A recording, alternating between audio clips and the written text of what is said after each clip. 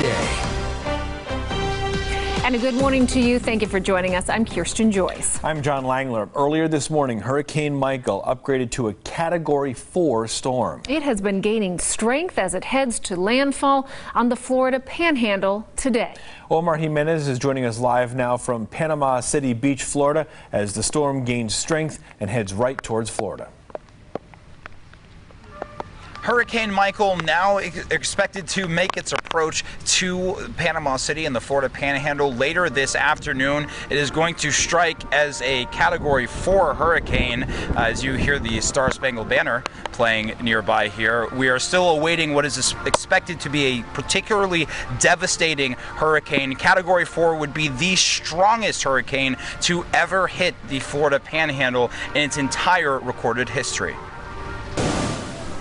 This one is just one that just really we're not going to take a chance on. The National Weather Service is calling Hurricane Michael an unprecedented event, expected to be the first major hurricane to hit the Florida Panhandle in 13 years. We're praying and hoping and getting ready. Forecasts show the storm could bring winds of more than 130 miles per hour and storm surges as high as 13 feet. This storm is dangerous, and if you don't follow warnings from officials, this storm could kill you, and you cannot take it lightly. 34 shelters will be open across the state of Florida as more than 2 million people live in counties ordered to evacuate. What they need to do is get in a safe place. Wherever you are, hopefully it is a safe place. The storm is expected to make landfall this afternoon, dumping up to a foot of rain before it blows over regions still recovering from last month's Hurricane Florence. I know people are fatigued from Florence, but don't let this storm catch you with your guard down. And despite warnings from officials, some residents are choosing to ride out the storm. A lot of them done left. They done went to Alabama and Georgia, and no point going to Georgia. It's going to Georgia after here, so I don't see no point in that. And while there are plenty of people that have heeded those warnings and chosen to get out of town, there are plenty here that chose to stay behind. And in fact, Florida Governor Rick Scott saying that the time to evacuate has come and gone. At this point, the strategy is to shelter in place, especially as Hurricane Michael is expected to not only be the biggest storm to strike the U.S. this year, but again, the biggest to ever make landfall on the Florida Panhandle. Reporting live from Panama City, I'm Omar Jimenez. Thank you, Omar. Over our shoulder here, a live pic from Bradenton Beach. Now, we just watched as a surfer came out of the waves, you know, just getting ready to get back in, I'm sure. Not what you're supposed to do as an enormous storm approaches Bradenton, I think a little bit further on the actual, the part of Florida that sticks out there, the peninsula. But nonetheless, Florida, the Gulf Coast, about to experience a very nasty, nasty storm. Let's check in now with Nate for another look. Yeah, I'm in for Sherry covering the weather right now, and Hurricane Category 4 is about as strong as it gets. There is one higher, but after a while you're into technicalities because this is a major storm. Sustained winds of 145 miles an hour, now 90 miles southwest of Panama, but you saw Omar dealing with the first rain bands already hitting the shore, moving to the north at 13 miles an hour.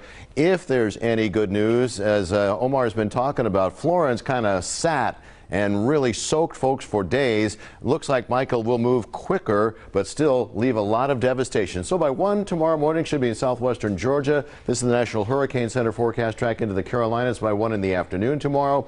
And then by Friday early morning, preparing to head off to sea. But we're talking about 12 inches of rain, storm surges from Louisiana all the way into the peninsula of Florida. Hope that makes you appreciate what we've got here. Just a great start to your Wednesday. Pre-dawn, because the sun doesn't rise until about 6:45. We're at 62 in Las Vegas right now. A clear sky, light wind. We're 1 degree warmer than we were at this time 24 hours ago. Your weather headlines, a beautiful fall day.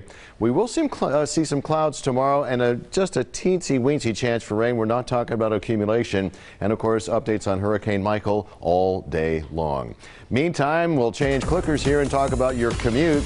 Midweek, yeah, the lanes are open coming out of the Spaghetti Bowl, but it looks like it's just as crowded as it sometimes gets.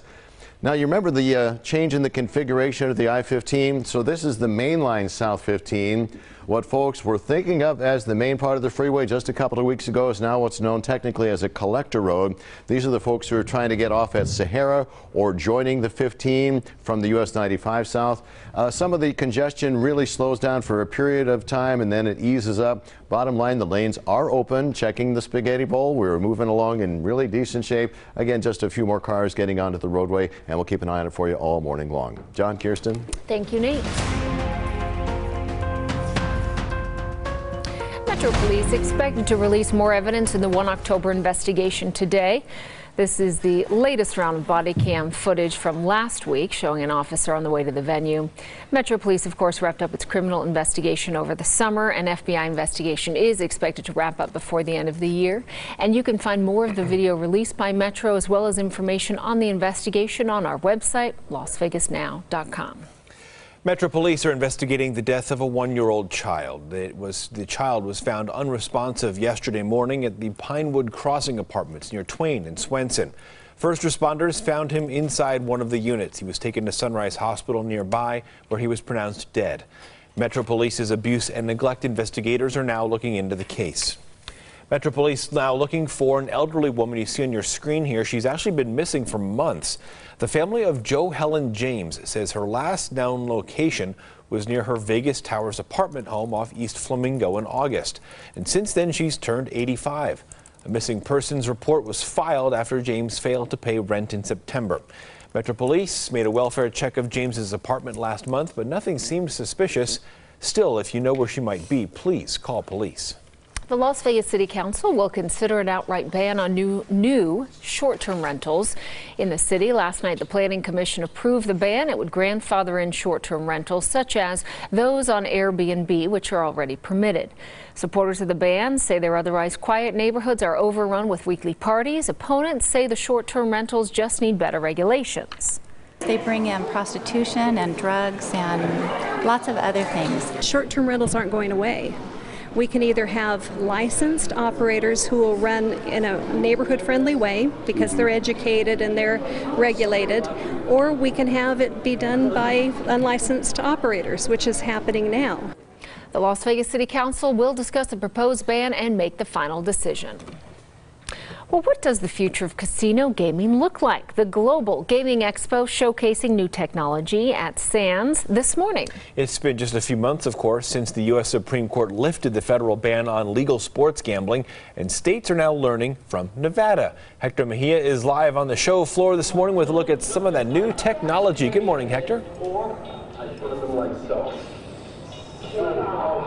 Good morning, John and Kirsten. And the industry now hopes to grow by $17 billion a year now that states are allowed to choose to regulate sports wagering.